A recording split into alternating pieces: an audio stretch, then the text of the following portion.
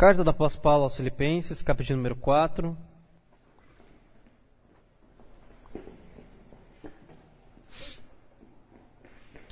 Hoje nós vamos estudar do verso 6 ao 9. Filipenses, capítulo número 4, do verso 6 ao 9.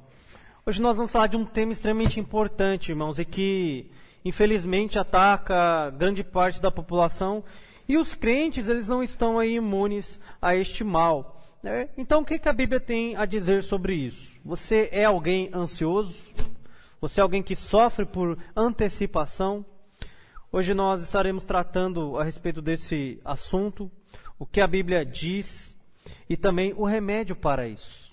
É claro que hoje eu não estarei entrando aqui, irmãos, mesmo porque eu não sou médico, não é minha especialidade, não sou psicólogo, e é claro que a gente pode sempre dar alguns conselhos, mas não entrarei aqui hoje, então, nas questões clínicas, porque é assim um nível de ansiedade tão extremo que a pessoa, além do que vai ser falado aqui, ela precisa, às vezes, de um tratamento mais específico e até mesmo, né, utilizando aí por algum tempo, né, o objetivo não deve ser para sempre, né, de um remédio para poder se estabilizar. Porém, como eu disse, eu não vou estar entrando tanto nessa parte clínica do assunto. Irmãos, vamos então para a leitura do texto.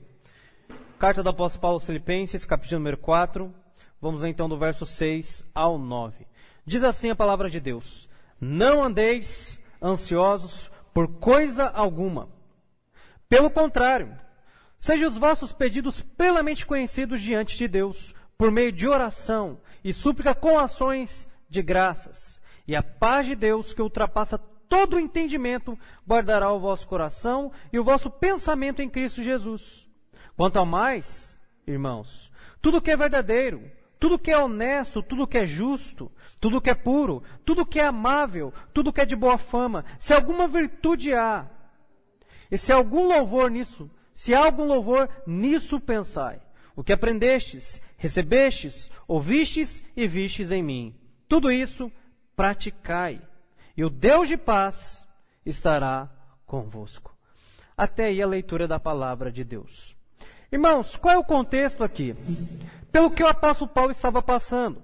Nós já estudamos anteriormente que o apóstolo Paulo, neste momento, estava preso em uma espécie de prisão domiciliar em Roma, acompanhado 24 horas por um soldado romano que provavelmente pertencia à guarda pessoal do César. Ele vai dizer que era a guarda pretoriana. Irmãos, a igreja de Filipos, ela também estava aqui, embora fosse uma igreja virtuosa, uma igreja que havia muito elogio, muitas qualidades, havia alguns problemas ali também. A saber, o problema de hereges, como os judaizantes e libertinos, e também o problema de divisão entre Sintique e Evódia. E ainda pesava sobre o apóstolo Paulo, sobre o seu coração, sobre a sua mente, a possibilidade de ser executado. Pois embora o apóstolo Paulo saiba que Deus é soberano, embora ele saiba que Deus está no controle de tudo, e que ele tinha em si uma plena certeza que ele seria livre daquela prisão, ele não descartava a possibilidade do martírio naquele momento. Então sim, talvez ele poderia, né, ser executado, e isso pesava sobre a sua mente. Ou seja, todas essas circunstâncias, estar preso, a igreja de Filipos estar passando por algum problema e o apóstolo Paulo que fundou aquela igreja não poder estar lá para de alguma forma ajudar, e até mesmo recaindo sobre ele a possibilidade de morte, isso poderia dar motivos o suficiente para o apóstolo Paulo estar preocupado ou ansioso.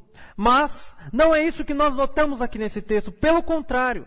Não é dessa forma que o apóstolo Paulo age. Ele, inclusive, vai se dedicar a explicar agora o segredo de obter vitória sobre as preocupações, sobre a ansiedade. Eu estava dando uma pesquisada e ansiedade já é considerado o mal do século. Segundo a ONU e também alguns médicos, este mal já atinge mais da metade da população. Talvez você enfrente esse mal. Talvez você seja alguém ansioso. E você pode até pensar que a ansiedade é algo normal, mas não é. Não é. Não é. Porém, o que nós vamos notar aqui é que a ansiedade não é apenas o mal do nosso século, mas que há quase 2000 anos atrás já havia este problema.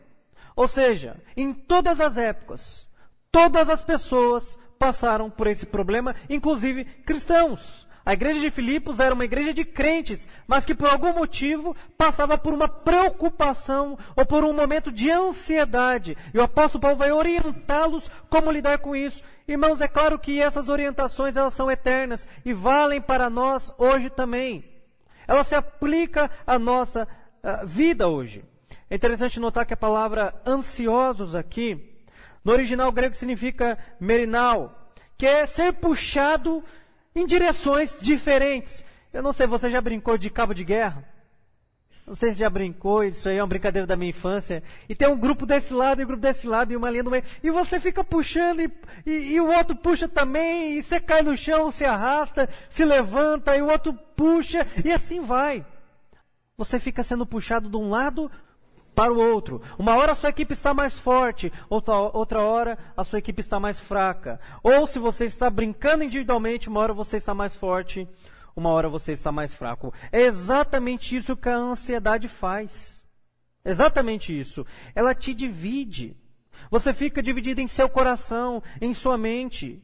É assim que vive o ansioso, dividido entre as preocupações do presente e as preocupações do futuro. Ele não sabe no que pensar. Ele não sabe se ele se dedica a resolver os problemas de hoje ou se ele já se dedica a resolver os problemas de amanhã. O ansioso é assim, é como se ele tivesse uma disputa de cabo de guerra, dividido, puxado de um lado para o outro. É interessante também notar que a palavra ansiedade aqui, ela tem a conotação de estrangulamento. Você já brincou de jiu-jitsu? Não sei se já brincou. Eu nunca pratiquei esse esporte, mas meu tio pratica, e de vez em quando ele ia lá em casa e a gente brincava.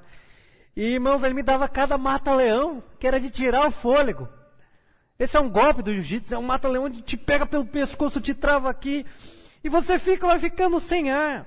Ou então, às vezes ele me jogava no chão e pesava os 100 quilos. Você jogava toda a força do corpo em cima de mim, e aquilo causava um sufoco, causava um estrangulamento. Ou seja, se uma pessoa não bater, que é o sinal para falar, para, eu desisto, é capaz da pessoa perder os sentidos, desmanhar. Irmãos, a ansiedade ela causa isso em alguém que sente, que passa por esse problema. Ela se sente sufocado, estrangulado, angustiado. E às vezes isso é refletido até fisicamente. Se você for pesquisar quais são os efeitos físicos da ansiedade, você vai chegar a isto. Taquicardia, o coração começa a palpitar mais forte. A pressão arterial aumenta. A falta de ar, a dor no peito e nos músculos. A pessoa começa a suar. O intestino às vezes passa a funcionar de forma diferente. Às vezes funciona de mais, às vezes funciona de menos. Pessoas que são ansiosas, têm problemas para dormir, sofrem de insônia e também estresse. Ou seja, este é um problema que não fica apenas na esfera espiritual, mas que também atinge a esfera natural, o nosso físico. Às vezes a pessoa está pensando, eu vou morrer, hoje chega o meu dia, o coração dispara e corre para o médico. Chega lá, não é nada. Não é nada aparentemente, é só ansiedade. Mas a pessoa fala, doutor, tem certeza, você fez exames? Eu pensei que ia ter um infarto. E o médico fala, tem certeza, é ansiedade. Às vezes passa um medicamento, às vezes não passa. Ou seja, veja como a ansiedade é um problema real, que afeta as pessoas e que as deixa sufocadas e às vezes até mesmo com medo de muitas coisas. Muitas coisas. Jesus, porém, ele vai dizer que nós não devemos andar ansiosos por coisa alguma. Wisby, comentando neste ponto aqui, ele vai dizer, do ponto de vista espiritual, a ansiedade é constituída de pensamentos, ou seja, aquilo que passa na sua mente, e de sentimentos, aquilo que se passa no seu coração. E que pensamentos e sentimentos são esses? São pensamentos incertos acerca de circunstâncias, pessoas e coisas. O que é ansiedade, irmãos? Ansiedade é algo também espiritual. É algo que atinge a mente de quem sente e o coração de quem passa por isso. E ela tem a capacidade de tornar aquela pessoa míope, com uma visão distorcida, com um sentimento e com um pensamento distorcido a respeito da realidade, das circunstâncias, das pessoas e das coisas. O ansioso acha que o mundo vai acabar amanhã. Às vezes ele acha porque a ansiedade ela pode se desenvolver para depressão e também até mesmo síndrome do pânico. Ela acha que às vezes todos estão contra ela. Ou então, que nada vai dar certo. Portanto, o primeiro princípio dessa manhã é: o que é ansiedade? O que é ansiedade? Porque nós, para lidarmos com esse problema, precisamos primeiro compreender o que é isso. O que é isso? Eu já dei aqui algumas dicas, mas, em resumo, ansiedade é o excesso de preocupação com amanhã. Porém, o que nós encontramos aqui na Escritura é o mandamento: não andeis ansiosos. Porque a Bíblia diz que nós não podemos andar ansiosos ou preocupados demasiadamente ou excessivamente com as coisas do amanhã. O porquê a ansiedade é até mesmo classificada aqui como um pecado. É uma ordem: não estejam ansiosos. O porquê a Bíblia diz isso? É simples. Porque a ansiedade em seu âmago é falta de confiança em Deus, em sua soberania, em seu controle sobre as circunstâncias da vida. Ou seja, porque não devemos andar ansiosos, porque a ansiosidade em seu íntimo é incredulidade. Por isso Jesus disse que isso é o mal do ímpio. Os ímpios é que agem com demasiada preocupação com as coisas do amanhã. O que eu vou vestir? O que eu vou comer? O que vai ser do amanhã da minha vida? O ímpio é que vive preocupado com essas coisas. Eu sei que você pode estar pensando, mas há então exceção? Há exceção para não andar preocupado em excesso? A Bíblia diz que não. A ordem é: não andeis ansiosos por coisa alguma. Nós não devemos andar excessivamente preocupados pelo que havemos de comer, beber ou vestir, ou do que será a nossa vida amanhã. Jesus já havia repetido esse ensino em seu Sermão do Monte, lá em Mateus 6, do verso 25 ao 34. Então, o que o apóstolo Paulo está fazendo aqui é endossando o ensino de Jesus Cristo. E no capítulo 4 nós vamos perceber isso com bastante clareza. Que ele vai repetir bastante o ensino de Jesus Cristo, quando ele diz, por exemplo, olha, que não haja divisão entre vocês. Ele está repetindo o ensino do Sermão do Monte que diz: bem-aventurado os pacificadores, porque deles é o reino dos céus. E aqui ele vai repetir o outro ensino que Jesus Cristo já havia passado, que é: não andem ansiosos pelo que há de acontecer. Olha só o que diz Mateus 6, 25.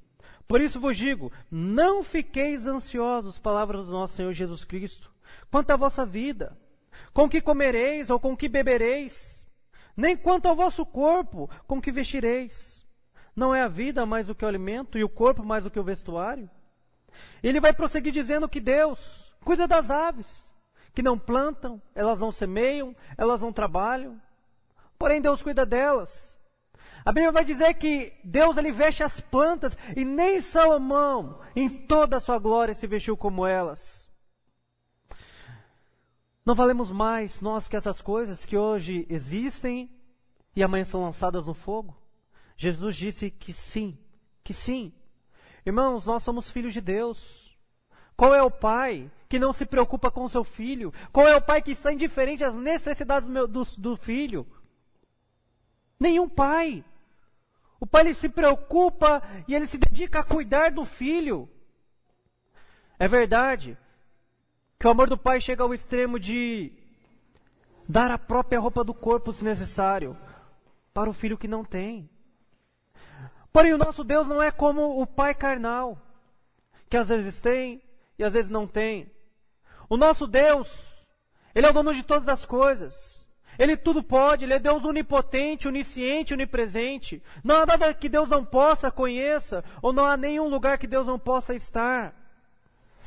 E é justamente por isso que nós não devemos andar ansiosos. Porque Deus está cuidando de todas as coisas. Porque Deus está trabalhando em nosso favor, que somos os seus filhos, ou melhor, em favor do cumprimento do propósito na vida de seus filhos. Charles Spurgeon vai dizer: nossa ansiedade não esvazia o sofrimento do amanhã, mas apenas esvazia a força de hoje. É exatamente assim, irmãos, que o ansioso se sente, sem força, vazio, sem capacidade para lutar. Porque a ansiedade ela é uma ladra. Ela drena a sua energia, a sua força. Ela drena a sua alegria. E também drena a sua paz. Não tem como alguém viver alegre se ele está excessivamente preocupado e sufocado pelas coisas de amanhã. Não tem como alguém deitar na cama à noite e dormir um sono tranquilo, ter uma boa noite de sono, se paira sobre a sua mente preocupações do que será. O que Jesus nos ensina é: Deus está cuidando de vocês. E esse seria motivo suficiente para nós descansarmos no Senhor. Já que a ansiedade é um excesso de preocupação, nós podemos então ter paz e segurança no nosso Pai, a quem servimos. Portanto, não é exceção. O cristão, ele não deveria andar ansioso. Ele deveria lutar contra isso. Eu sei que principalmente no mundo em que nós vivemos, é uma luta constante. Tudo acontece tão rápido e não temos paciência com o celular que trava. Queremos celulares mais rápidos, com maior tecnologia, TVs que apenas ao som de nossa voz nos obedeçam. Comida que somente ao pensarmos nela esteja em nossa porta. Somos a geração fast food, onde queremos tudo para ontem. Não temos paciência de esperar. E é justamente aí, na impaciência, que nasce a ansiedade, que nasce a incredulidade, que nasce o excesso de preocupação. Nós temos que reconhecer, irmãos, que nós somos pó, nós somos pequenos demais. E há inúmeras coisas que nós não podemos fazer, que nós estamos de braços cruzados e de mãos atadas. Por isso, por que não colocar a nossa confiança em Deus? É isso que deveríamos fazer. Mas segundo o princípio dessa manhã, quais são as causas da ansiedade? O que causa isso? Irmãos, as causas são diversas.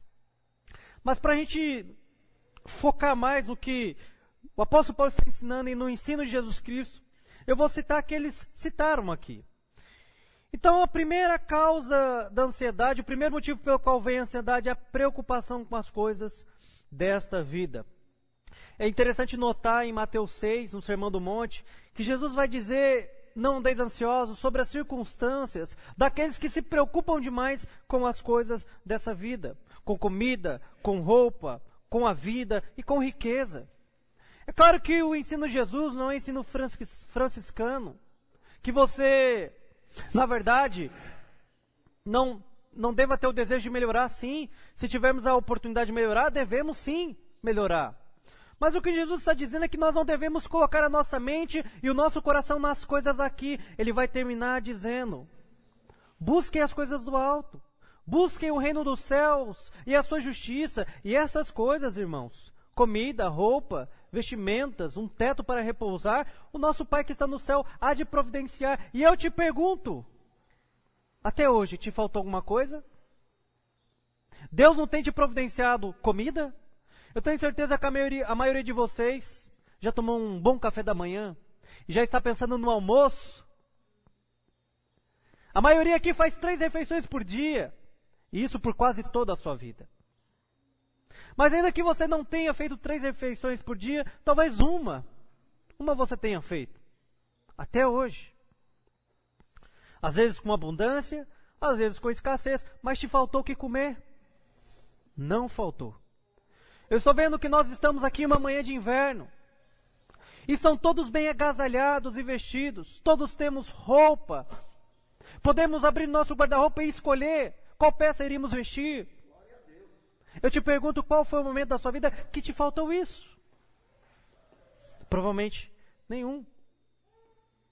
E um teto para repousar a sua cabeça, para se esconder do frio, do calor, da chuva e do sol. Eu tenho certeza que ninguém aqui foi um andante ou viveu na rua.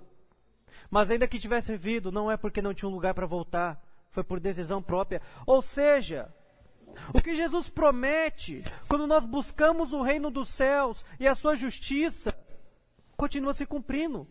Temos comida, temos vestimentas e temos um teto que nos proteja dos males naturais. Ou seja, o apóstolo Paulo vai estabelecer o padrão de felicidade, tendo o que comer e o que vestir, estejais contentes. Se você tem mais do que comida e mais do que vestimenta, se você tem um carro, uma casa, uma moto ou qualquer outro tipo de coisa, irmãos, você tem motivo de sobra para se alegrar e para não andar preocupado. Pois uma das causas da qual a ansiedade nasce é a preocupação com as coisas desta vida. Como eu disse, se você tiver a oportunidade de trocar de carro, troca, glória a Deus por isso. Mas não viva em função disso. Se eu não tiver aquele carro, meu Deus do céu, minha vida foi um fracasso. Se eu não tiver aquela casa, aquele poder aquisitivo, sabe o que vai acontecer quando você talvez não conseguir alcançar essas coisas? Ansiedade, depressão. As pessoas se preocupam se eu perder meu trabalho. E se eu perder minha casa? E se eu perder meu carro? O que vai ser da minha vida, da minha família? Como eles se sustentarão? A Bíblia vai nos relatar o exemplo de Jó. Jó foi um homem que também tinha tudo para ser ansioso e para viver uma vida triste. Pois em um período, ele enfrentou grande sofrimento. Embora fosse um homem íntegro, a Bíblia anuncia isso, ele perdeu seus filhos. Ele perdeu os seus bens. Ele perdeu a sua saúde. Foi abandonado por seus amigos. E até mesmo a sua esposa, aquela que era para ser a companheira, diz a ele: amaldiçoe teu Deus e morre. Mas no ápice do seu sofrimento, Jó vai fazer a seguinte declaração. Jó, capítulo número 1, verso 21 e 22. Eu saí nu do ventre de minha mãe, e nu voltarei para lá. O Senhor deu, o Senhor tirou, bendito seja o nome do Senhor. Em tudo isso já não pecou, nem culpou a Deus por coisa alguma. Irmãos, nós temos muito mais do que merecemos, nós nascemos nu, e a Bíblia declara, vamos voltar para o pó, sem levar nada. Sem levar nada. Não vamos levar esposa, não vamos levar filhos, não vamos levar bens. Portanto, o que importa é se perdemos todas essas coisas? Deus é Deus. Não devemos nos preocupar com as coisas futuras. Eu sei que na era moderna é insuportável a ideia de sofrer. Nós não queremos perder nada dessas coisas. Mas é ainda mais insuportável a ideia de poder se alegrar em meio ao sofrimento. É quase que impossível para a era moderna você poder se regozijar, como Jó fez. Bendito seja o nome do Senhor, perdendo todas as coisas. Talvez você já tenha ouvido aquele hino, o de número 108, que é muito conhecido, que diz assim: se paz a mais doce me deres gozar, se dor a mais forte sofrer, ou seja o que for, tu me fazes saber que feliz com Jesus sempre sou. Sou feliz com Jesus, sou feliz com Jesus, meu Senhor. Você já deve ter ouvido esse hino. E ao ouvir ele você deve pensar, o homem que compôs esse hino devia estar muito alegre, muito feliz. No dia que compôs. O autor desse hino é Horatio Spafford. E olha o que acontece na vida deste homem. Em 1870, ele perde o seu único filho homem.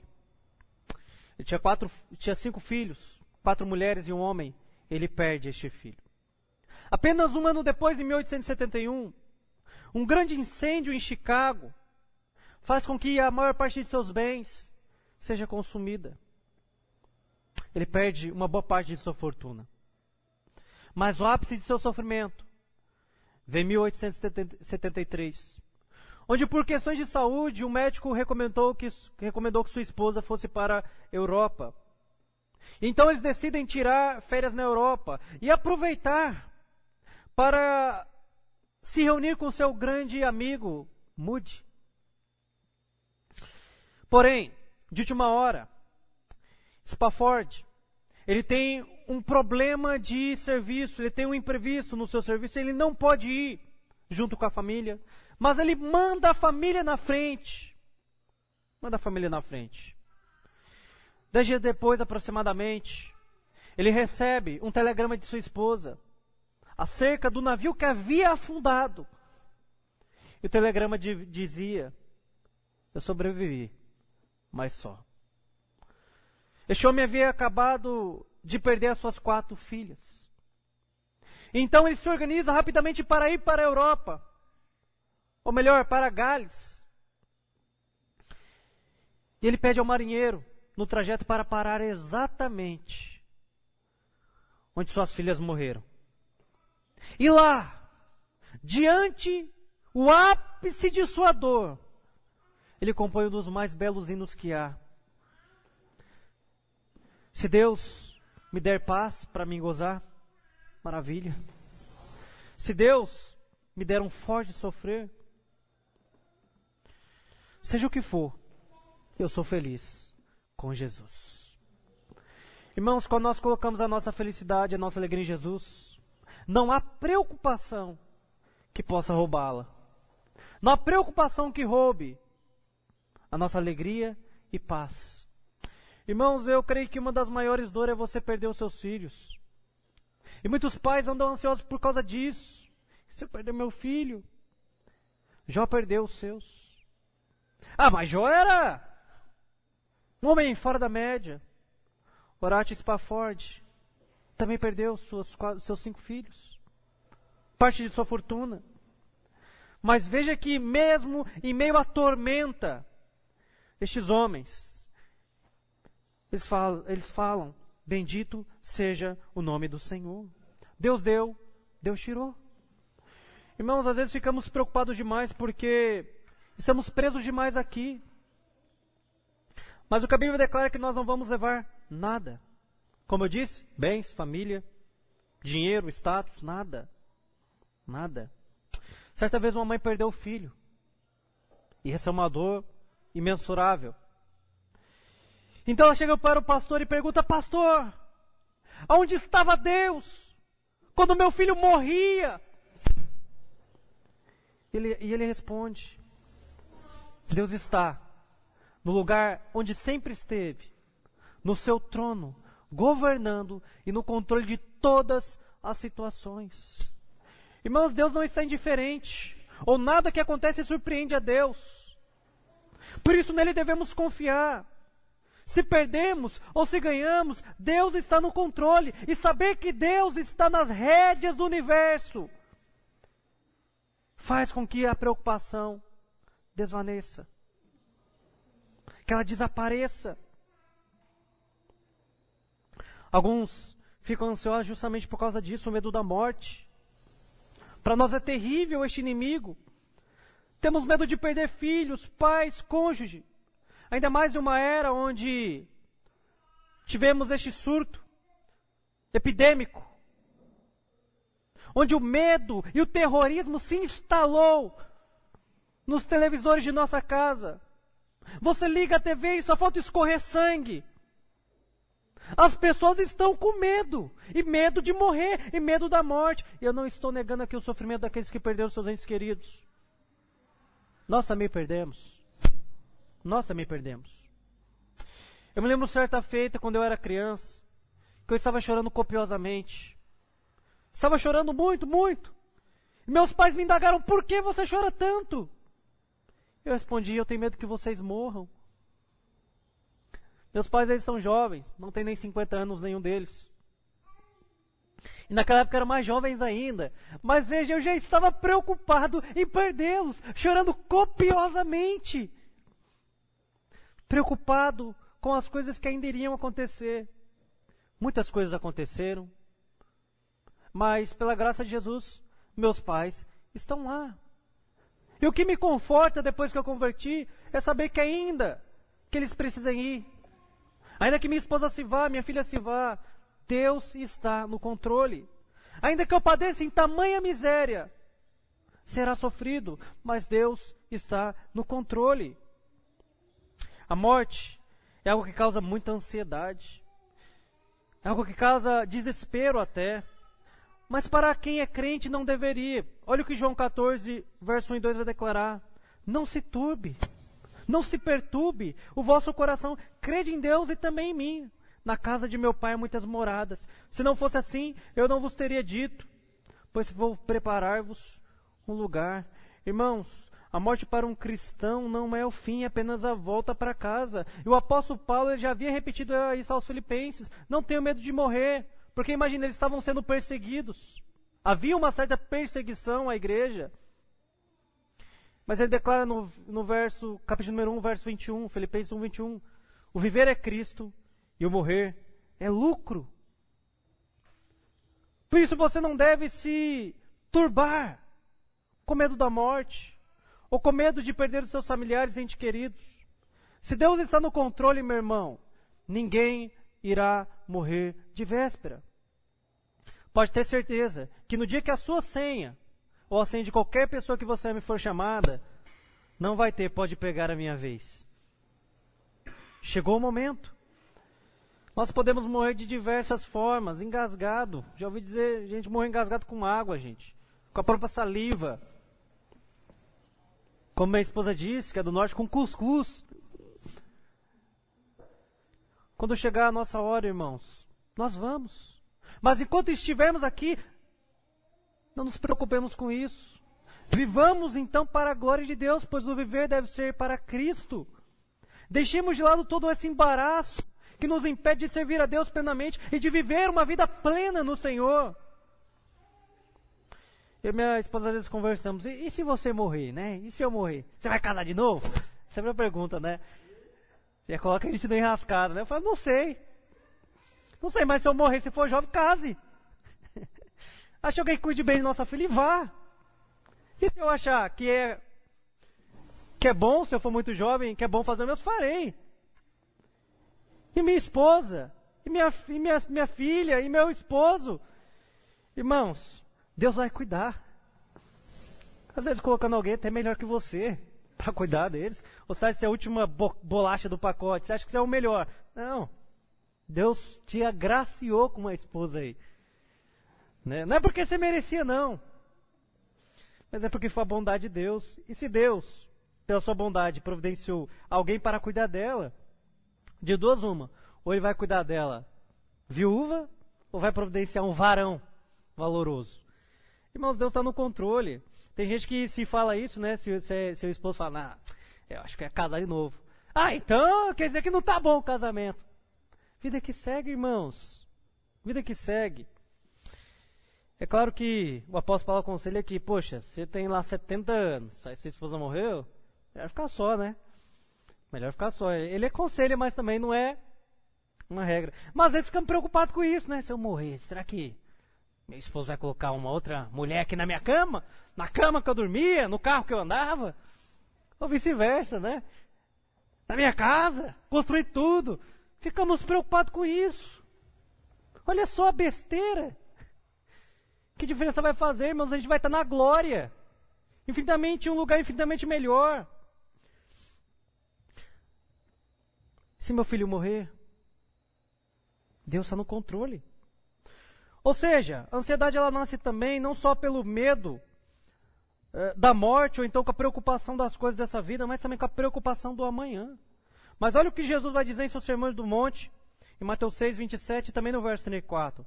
Qual de vós, mais ansioso que esteja, pode acrescentar 1 hora, ou em algumas versões, côvado, que da ponta do cotovelo até a ponta do dedão, à medida de um côvado, a duração de sua vida. Irmãos, o que você pode fazer?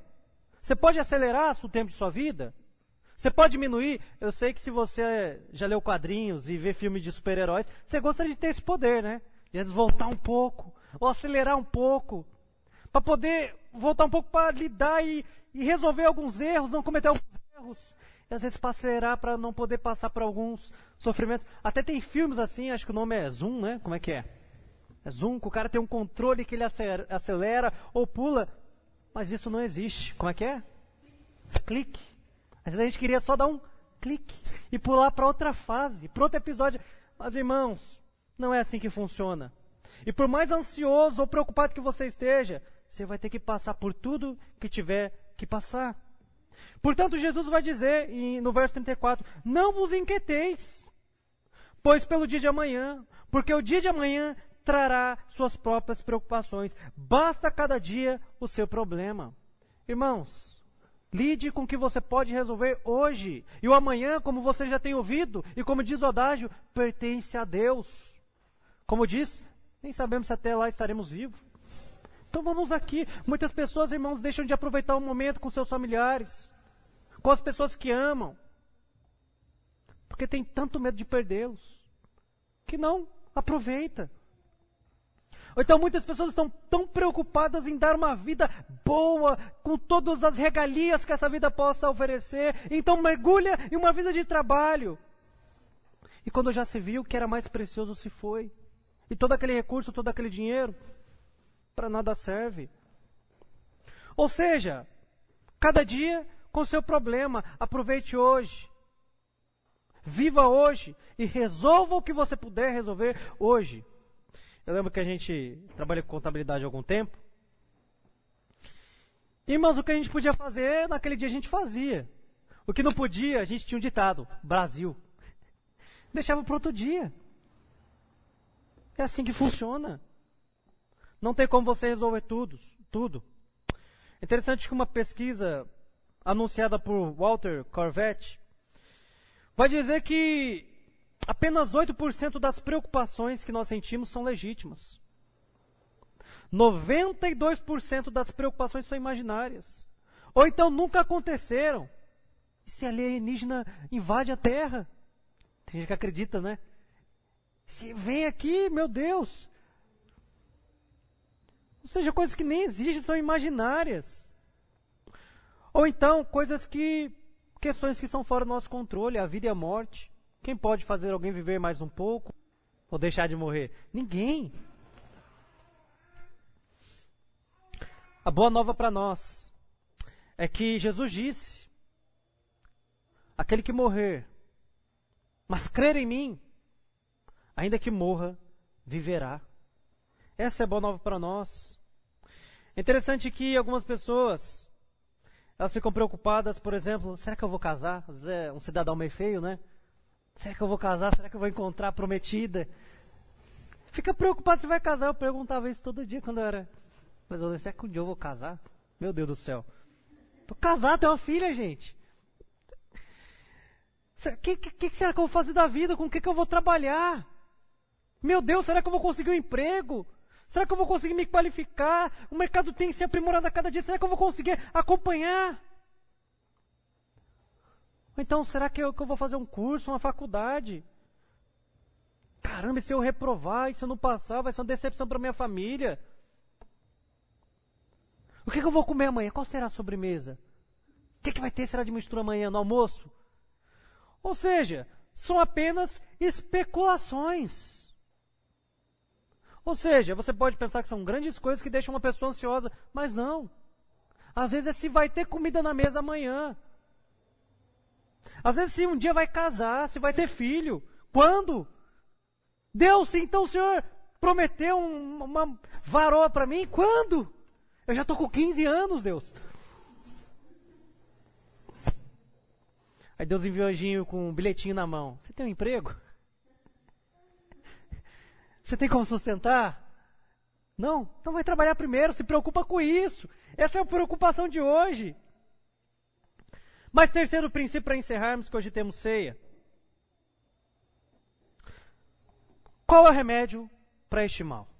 Irmãos, de nada adiantaria o Senhor Jesus Cristo, ou até mesmo o apóstolo Paulo vir falar, não andem ansiosos. Vocês não devem andar ansiosos. É pecado andar ansioso porque é incredulidade, é preocupação demasiada, é falta de crença na soberania de Deus. De nada adiantaria isso. Se eles também não proporcionassem a nós uma solução, porque afinal, é isso que o ansioso mais quer. Eu sei, eu concordo, a ansiedade não é legal, a minha vida está sendo destruída, é difícil, é tristeza, é depressão, eu quero vencer isso, mas como? Como é a grande questão?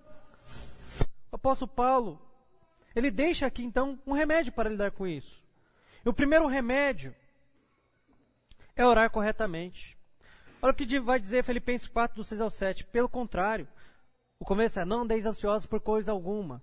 Pelo contrário, sejam os vossos pedidos plenamente conhecidos diante de Deus, por meio de oração e súplica com ações de graça. E a paz de Deus, que ultrapassa todo o entendimento, guardará o vosso coração e os vossos pensamentos em Cristo Jesus. Sabe qual é o primeiro remédio para lidar com a ansiedade? Oração. Grande parte dos crentes não oram. Eles não fazem conhecidas diante de Deus as suas necessidades. E aqui é interessante notar que o apóstolo Paulo vai falar sobre 3 tipos de oração. A oração como uma forma de adoração. Lembra Jó? Em um sofrimento terrível ele diz: bendito seja o nome do Senhor. Tu és todo poderoso, o Senhor deu, o Senhor tirou.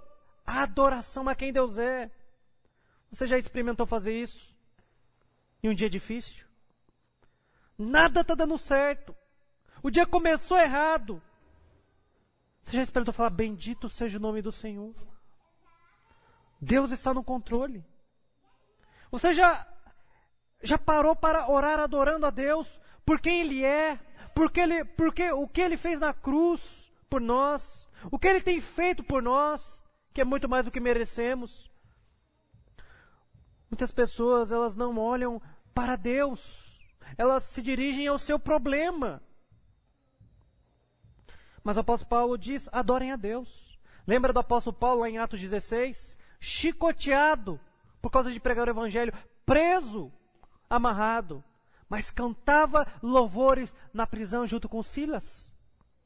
Você já experimentou louvar a Deus, adorar a Deus por quem Ele é? É o primeiro estágio da oração.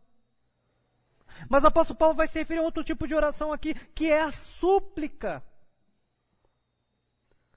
Você já experimentou suplicar diante de Deus, como Ana fez? Você já experimentou colocar e expressar sinceramente as suas necessidades diante de Deus? Sabe por que muitas pessoas estão ansiosas? Porque ao invés de irem para os pés de Deus, elas estão tentando resolver na sua força. Elas não param para orar e falar: peraí, Deus, eu tenho um Deus soberano e poderoso. Eu vou suplicar o favor dEle. Eu vou suplicar que Ele possa agir em meu favor, que Ele venha em meu favor. Nós temos tido experiências maravilhosas nesse dia de oração. O irmão estava orando para o licenciamento do carro, um valor que ele não tinha, mais de R$1.000, e miraculosamente, o valor surgiu de um processo que tinha, outro valor surgiu de alguém que devia. Oração. Outra irmã, ela queria vender um restaurante por um determinado valor, anunciando há mais de 2 meses. Colocamos em oração. E na semana, a irmã vendeu o restaurante. Quantas pessoas que nós oramos? Alguém estava comentando: ore para pastor fulano, de nossa antiga igreja, que está doente. Ontem eu estava na casa desses irmãos pedir oração, e eu perguntei: e aí, como é que está fulano? Ué, na praia, curtindo. Ou seja, foi curado. Irmão, será que muitos dos seus problemas não são resolvidos porque você não ora? Porque você não faz conhecidas diante de Deus as suas necessidades? O terceiro modo de orar que o apóstolo Paulo ensina aqui é com ações de graças. Você já agradeceu hoje? Você já experimentou falar: Deus, eu te agradeço por tudo que o Senhor tem feito, por tudo que o Senhor tem me dado, pela minha família, pelo meu serviço. Gratidão, contentamento. E o Pai, Ele gosta quando nós dizemos obrigado. Quem não gosta? Quem não gosta de receber um obrigado? Todos. A Bíblia às vezes anuncia que Deus, Ele opera em nosso favor, e nem obrigado. E nem Deus: olha, eu sou frágil, obrigado, o Senhor agiu em meu favor mais uma vez, o Senhor tem me sustentado até aqui. Ou seja, os crentes não fazem isso. A oração geralmente é, quando oram: me dá, me dá, me dá, me dá, me dá, me dá, me dá, me dá, me dá. Como se Deus fosse um Papai Noel. Ou então quando pedem, como diz Tiago, pedem mal, para desperdiçar em seus próprios prazeres. Deus me dá aquela mansão em Campo Jordão. Deus me dá aquele Porsche. Deus me dá aquela empresa como CEO. Ou seja, oramos mal. Mas o pior é que muitos não agradecem. Não agradecem pelo pão de cada dia. Ao contrário disso, ainda reclamam. Só tem pão hoje. Pão e água. Só tem arroz e feijão. Nem um bifinho. Gratidão. Adoração, súplica e ações de graças. 1 Pedro 5, 6 ao 7 vai dizer o seguinte: portanto, humilhai-vos sob a poderosa mão de Deus, para que Ele a seu tempo vos exalte, lançando sobre Ele toda a vossa ansiedade, pois Ele tem cuidado de vós. Irmãos, se orar é exatamente isso, é se humilhar, é conhecer a sua incapacidade, a sua pequenez, a sua fragilidade, é dizer: Deus, eu não tenho controle absoluto de nada. Toma as rédeas de minha vida, cuida de mim e daqueles que eu amo, cuida dessa situação, dessa circunstância. E qual é o resultado da oração anunciada pelo apóstolo Paulo? Ele diz: o Deus da paz virá e te dará uma paz que ultrapassa todo o entendimento, que guardará a sua mente e o seu coração, os seus sentimentos e os seus pensamentos. Irmãos, a palavra que guardar vem de um termo militar no original, que é montar guarda. Não sei se você já serviu o exército. Eu não servi o exército, mas eu servi o seminário, olha só, parecido. E o que é montar guarda? Como, por exemplo, tem um soldado ali e o seu superior diz: olha, não deixa ninguém entrar aqui. Qual é a responsabilidade daquele soldado que está ali montado em guarda? É não deixar que ninguém entre. A Bíblia diz que quando nós oramos, nós temos uma paz, a paz de Deus, ela monta a guarda em nossa mente e nosso coração. Aí então vem uma preocupação com o amanhã, vem uma preocupação com a morte, e essa paz diz: não, aqui não. Aqui não entra. Aqui não vai. É proibido. Paulo ele estava acorrentado também com um soldado romano 24 horas. Os filipenses entenderiam bem isso que ele quer dizer. É como esse soldado aqui, que está aqui me guardando 24 horas. É assim que atua essa paz que ultrapassa todo entendimento, que vem de Deus, que é resultado da oração de vocês. Ela guardará o vosso coração e o vosso pensamento. Jesus ele vai dizer algo parecido em João 14, 27. Deixo-vos a paz, a minha paz vos dou, e não a dou como o mundo a dá. Não se turbe o vosso coração, não tenha medo. Irmãos, a paz que Jesus nos dá não é paz como o mundo dá. O que é paz para o mundo? É a ausência de problemas. Mas o que é paz para o crente? Não é a ausência de problemas. Não é. Mas é justamente diante da tempestade você conseguir descansar. É saber que Jesus está no barco da nossa vida. Que Ele monta a guarda em nossa mente e nosso coração. A paz que Jesus dá não é a paz passageira, que é causada por circunstâncias, mas é um estado de espírito, de mente e coração. Não importa. Não importa se as coisas estão boas ou más. Temos paz. É interessante notar que Daniel é um exemplo disso. Pois Daniel ele tinha a paz de Deus. E Daniel ele conseguiu descansar e passar uma noite com os leões. Enquanto o rei não conseguia dormir no seu próprio palácio. É exatamente isso, não interessa se você está na cova dos leões, se você tem o Deus da paz fazendo guarda sobre o seu coração e sobre a sua mente, você consegue descansar na tormenta. Agora, o contrário também é verdadeiro. Não importa o quão munido você esteja de recursos naturais, de inteligência ou algo do tipo. Se o Deus da paz não estiver com você, tema. Pois a Bíblia diz: para os perversos não há paz, diz o meu Deus. Segundo, remédio. Primeiro, oração. Segundo, pensar corretamente. Olha o que ele vai dizer. Quanto a mais, irmãos, tudo que é verdadeiro, tudo que é honesto, tudo que é justo, tudo que é puro, tudo que é amável, tudo que é de boa fama, se há alguma virtude e se há algum louvor, nisso pensai. Ocupe a sua mente com o que é virtuoso. Muitos ocupam a sua mente com o que dizem os noticiários. Rapaz, você viu lá? Acho que vai sobrar só meia dúzia de gato pingado no mundo, hein? Está ali todo o tempo se alimentando do que dizem os noticiários, ou do que vê na internet, nas redes sociais, com as más línguas, com pessoas negativas, tudo está mal, hoje está muito frio, hoje está muito quente, e não que você não pode falar, pô, que frio hoje, mas pessoas que têm o hábito de reclamar de tudo. Ou seja, nada está bom. A Bíblia vai dizer, as más conversações corrompem os bons costumes. Você está no meio de pessoas que agem dessa forma, irmão, não tem como você não ficar ansioso. Lembra do Salmo 1? Bem-aventurado é o homem que não se junta ou não se assenta na roda dos escarnecedores. Pelo contrário, o que ele faz? Ele medita na lei do Senhor.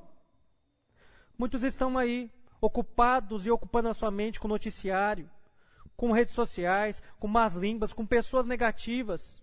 E depois não sabe porque estão ansiosos. Ora, é por isso. Paulo vai dizer, ocupe a sua mente com o que é virtuoso, com o que há na palavra de Deus, com o que é verdadeiro. Tem muita gente que dá crédito para mentira. Irmãos, quando você dá crédito para mentira, aí você deixa Satanás tomar o controle. Ele fala, olha, pense no que é respeitável, no que é justo. O cristão não fica pensando em coisas que são erradas, ele pensa no que é correto, em fazer o que é correto. Ele diz, pense no que é puro, amável e de boa fama. Cristão não fica alimentando pensamentos perversos, imorais e pecaminosos. Sabe por que você acha às vezes que a sua esposa não presta? Porque você fica alimentando desejos por outra. Aí está lá ansioso, está lá preocupado. Não sabe por quê, né? Não rola mais. É por isso. Pensamentos errados, pensamentos pecaminosos, impuros, que não são frutos da palavra de Deus, que não têm uma boa fama. Lembre-se que os pecados eles acontecem no coração, na mente. Paulo diz, não pensem no que é imoral, no que é pecaminoso. Pense naquilo que é cheio de virtude e louvor. Irmão, certamente você não pode impedir que um passarinho voe sobre a sua cabeça. Mas você pode impedir que ele se assente e faça um ninho. Você não pode impedir que pensamentos ruins, malignos, mal, sobrevoem a sua mente e o seu coração. Mas você pode sim, através do poder do Evangelho e da Palavra de Deus, impedir que eles se assentem e façam ali morada. Como eu posso pensar corretamente? Oração. Leitura da Palavra de Deus. Muitos crentes não só não oram, como também não leem a Bíblia. Não ouvem uma pregação. Não louvam. O segundo remédio é ocupe a sua mente com o que é correto. E o terceiro remédio útil para a gente encerrar é viver corretamente. O terceiro remédio é agir corretamente. É praticar o que você ora, o que você ouve. Olha o que o apóstolo Paulo vai dizer, Filipenses 4:9. O que recebestes, o que aprendestes, recebestes, ouvistes e vistes em mim, tudo isso praticai. E o Deus da paz estará convosco. Sabe qual é o problema? É que a gente ouve a palavra. A gente dá amém, glória a Deus. Mas falhamos na hora de praticar. E é por isso que andamos tão ansiosos. Tiago vai nos dizer no capítulo número 1, verso 22, nós não podemos ser apenas ouvintes da palavra, irmãos. Precisamos ser praticantes, pois se assim agirmos, estaremos enganando a nós mesmos. Nós não podemos apenas pensar que somos crentes, nós temos que agir como crente. E o crente, ele age em conformidade com a palavra de Deus, com o mandamento do Senhor. Viver corretamente. É o que o apóstolo Paulo disse que nós devemos fazer. O apóstolo Paulo havia estado entre eles, havia ensinado, havia dado um exemplo. E agora ele vai dizer, me imitem. Ele já havia dito isso em outro momento. Mas agora ele vai repetir mais uma vez, me imitem. Pratiquem aquilo que vocês viram, ao ensino que vocês receberam. Você é ansioso? Ore. Enche a sua mente com o que a palavra de Deus diz. Busque viver um dia por vez. Quando nós fazemos isso, nós não apenas temos paz, mas o Deus da paz. Irmãos, melhor que ter paz é ter o Deus da paz. Portanto, antes de você procurar um psicólogo, um psiquiatra, ou tomar um medicamento, algo que é legítimo em alguns casos, busque usar esse remédio que o apóstolo Paulo diz, a saber, orar, adorando a Deus, colocando sinceramente as suas necessidades e agradecendo, ocupando a sua mente com o que é bom, justo e verdadeiro, naquilo que é louvor e virtude, e praticando o evangelho que você tem ouvido nessa igreja. Cercando-se de homens e mulheres de Deus, que também praticam a palavra. E eu tenho certeza que o Deus da paz estará com você. E toda a sombra de ansiedade irá desaparecer em nome de Jesus. Você crê? Então vamos colocar de pé e orar.